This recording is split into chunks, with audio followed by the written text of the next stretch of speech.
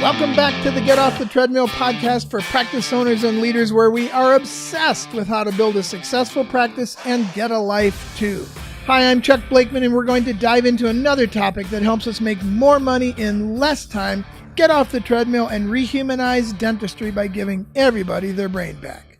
Today, I'd like to talk about why practices fail and why yours doesn't have to. First, let's dispel some rumors on practices failing. The SBA says 50% of businesses fail in 5 years and 80% in 10 years. Dentistry is a little bit different.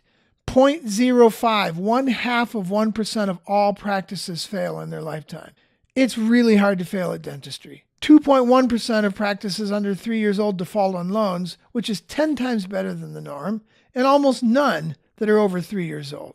Practices don't fail economically. There's something else that goes on here that is insidious. Your practice will fail in a different way. My guesstimate is, in 5 years, 50% of dentists are tired, and in 10 years, 80% of dentists will be exhausted. That, to me, is colossal failure. I don't care how successful the practice is taking home money for you and for others, but you don't have time or energy to enjoy the fact that you're making money. That is failure. I've had businesses like that. People ask me, how's your business doing? I say, great. And inside I'm saying, I'm dying inside. I'm exhausted. This thing is running me ragged, but the business is doing great. We measure our success based on how the business is doing, even though personally, this thing is killing us. We've got to figure that out. Let's not become the dentist that will be exhausted. The University of Tennessee says almost all of the business side of dentistry is within our control. And I would say a lot of the clinical, most of the clinical as well. They did a study on why businesses fail and found that about 99% of what they said caused failure is something we could actually learn how to take control of and keep from losing on. About 1% seem completely out of our control, disaster type things. Almost all failure is because we failed to learn something, we decided we didn't need to, we didn't keep growing, but most of all, it's because we get tired. That is the failure. And when you get tired, you stop paying attention and you end up bankrupt. In dentistry, you may stop paying attention in some ways, but most of all, you're going to end up exhausted. So what are some of the things that are in our control? I talk about the 7 elements of a privately owned business. We do a podcast on this as well. Here's the 7 very quickly. Vision and leadership. That is within your control. If you're not good at it, get somebody else to do it. That's in your control. Business development, bringing in new patients. By the way, patient acquisition is not the game. Patient retention is the game. No matter how many you acquire, if you're losing as many or more than you're gaining, that's not the right way to go about business. But all of that is within your control. If you're not good at it, get somebody else to do the marketing. Financial management, that's within your control. Operations and delivery is the 4th element. In dentistry, it's obviously the clinical side of practice. That's well within your control. Get better, learn, keep getting those CEs. Patient satisfaction, that is within our control. Sure, there's always the person who will be disgruntled no matter what. You can't play to that, but I do know that great practices have great Yelp reviews. It is within our control. Stakeholder satisfaction, that's within our control. Are our team members really engaged and really happy with what we're doing? That's on our shoulders. And again, if I'm not good at that, get somebody else to do it. We work with a lot of practices to help them identify the people internally who can actually run the practice so that the dentist doesn't have to. Whichever your desire is, you should be doing that. If you want to be chair side, get somebody else to run the business side. If you want to run the business, then hire associates that are as good or better than you are to do the clinical dentistry. The last element is community, family, and self. That's the 7th element, and that's within our control as well. Almost all of business is within our control. The question is, will we actually pay attention to it and make it happen? So do practices really fail? No. The practice owner gets tired and becomes a hostage to their practice, and they start showing up on Monday morning, dreading going into work, wondering how in the world did they become a hostage to their own practice? The question is, are you running the practice, or is the practice running you? That's a very important question to ask ourselves and to be honest about. Here's the solution. You get what you intend, not what you hope for. We have a whole series of podcasts. We have our GOT summits that we do quarterly. I've got books on this subject. We want to get you off the treadmill. You get what you intend, not what you hope for. I built 12 businesses in 8 industries on 4 continents And in the first 4 or 5 businesses, I intended 2 things and hoped for one. The 2 things I intended were, I intend to work really hard and I intend to make some money. And the one thing I hoped for, and I hope it all works out. Well, it never worked out. Even when I was making a lot of money, all I did was become a hostage to my business. The more money I made, the faster the treadmill went. It was relentless. In my 6th business, I decided I was going to do it differently. And that's a big story all on its own. It gave genesis to my first book, Making Money is Killing Your Business.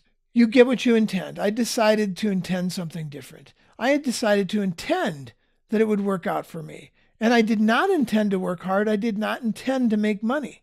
I intended that I would have a great life. And as a result, I needed to work hard and make some money, but it was for a whole different reason. And it wasn't as its own objective, but it was a sub-objective, much more motivating because it was giving me the fulfillment I needed as a human being. Change your intentions. Intend to get a life. Here's the formula. T plus M equals S. Time plus money equals significance. In most practices, all we get is money. We don't have time, and the more money we get, the less time we have. It takes our time away from us because we haven't learned how to make more money in less time. We need to learn that trick. That's the subject of a few dozen podcasts here. How do we make more money in less time? We need our practice to give us both time and money. And in my 6th business, I said to my business, I don't know how I'm going to get you to do this, but I intend for this business to provide me with both time and money, not just money. And in that very first try, I got it.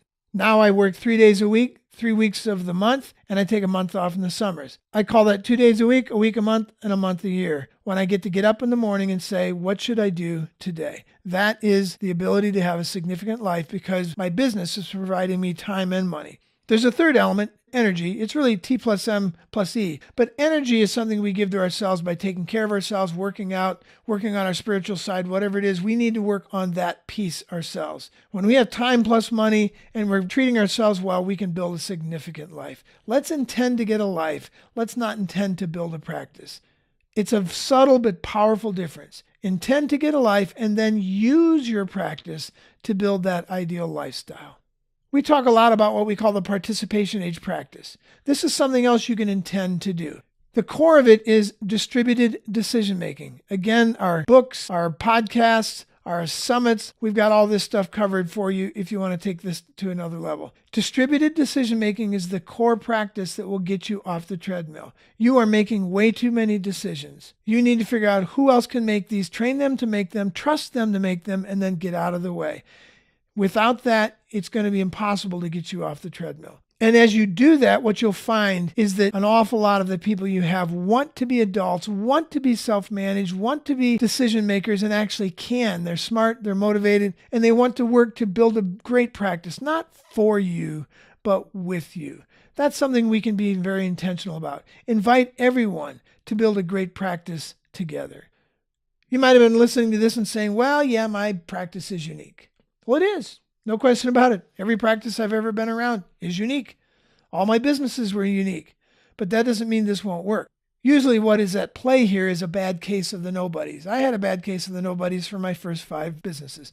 Nobody's as experienced. Nobody's as educated. Nobody's as knowledgeable. Nobody's as invested. Nobody's as committed. You can just go through the list. Nobody's quite who I am. And so my assumption always was I just had to find someone who is half of me or less, and I'll just make do. But nobody's ever going to be able to figure this out the way I do. I can't trust them to, et cetera, et cetera. It's all head trash.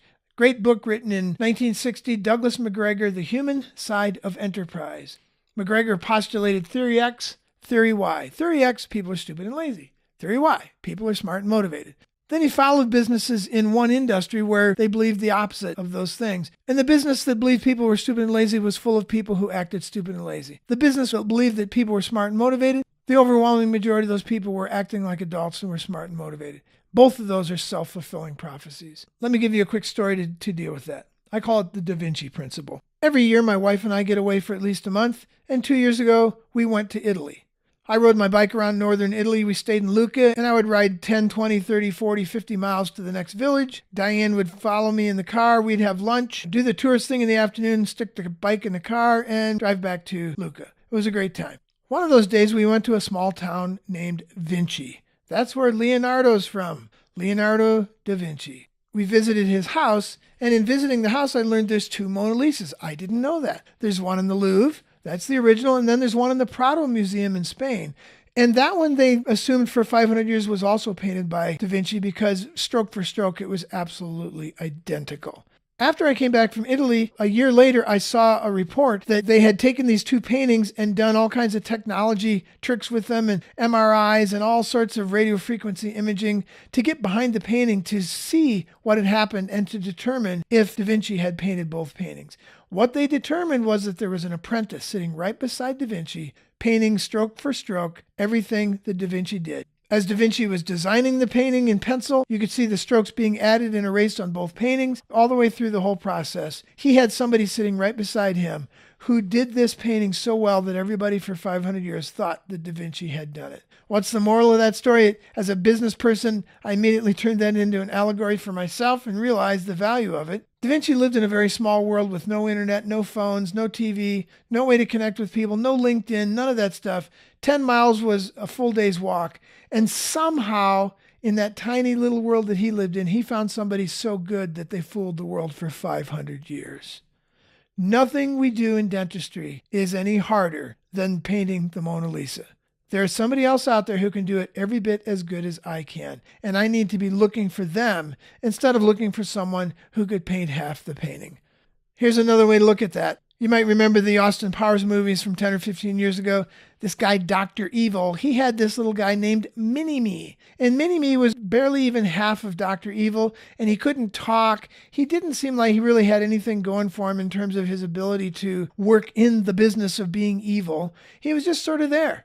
Dr. Evil even had to carry him around in a pouch. I would suggest that way too often we are looking for Mini-Me by default. We're just assuming there's nobody as good as us, and we're just looking for Mini-Me. We need to be looking for Maxi-Me. Let's find people who are as good or even better than us to replace us in the things we're not good at. Are we not good at the marketing? Get somebody else who's a Maxi-Me. Are we not good at the accounting? Or even if we're good at it, we shouldn't be doing it. Get somebody else to do some of these things and believe they're out there. Theory why people are smart and motivated. Last principle on this, we call it the 1,001 principle. You might have been sitting there saying, well, that's nice for the next guy. He'll enjoy his time off, but I don't see how that could work for me. Here's 995 reasons why this won't work. I can fill in the other 5. There might be 1,000 reasons that you can't do this. That's not the right question to pursue. The right question to pursue is, how can I do this? There might be only 2, 3, 4, 5 ways that you could actually get off the treadmill and get back to the passion that brought you into dentistry in the first place. How many do you need? You only need 1. Let's find the one way that you uniquely need to have to get off that treadmill, and let's get you back to the passion. On the subject of success, Henry Ford said, whether you think you can or you think you can't, you're right. Let's think we can. Let's intend to build a practice that gets us our ideal lifestyle. So what are you going to do next? You can't eat this elephant all at once. That's part of the problem. How in the world do I get off this treadmill? You can check out the other podcasts or our quarterly summits, but think of one thing right now. What is one thing that you're doing that is not the highest and best use of your time? Who else could do that? When are you going to train them? How can you actually get them up to speed as quickly as possible and get that off your plate? Then pick another one. We eat the elephant one bite at a time. Let's find a list of things that we shouldn't be doing. Let's figure out who else could do them. Is it a piece of software that could do them? In some cases, we just need to stop doing them and they'll go away. Let's get a plan of action very simply. What is the first thing you will do to get off the treadmill? If this podcast was helpful, please subscribe by computer or by phone, or connect with us at www.gottsummit.com, 2 T's, G-O-T-T summit.com. That stands for Get Off the Treadmill. We have those summits quarterly for dental practitioners only. Or connect with us at www.chuckblakeman.com or email us at grow@cranksetgroup.com. Let's get off that treadmill. Let's get into the participation age. I look forward to seeing you in the next podcast. Thanks.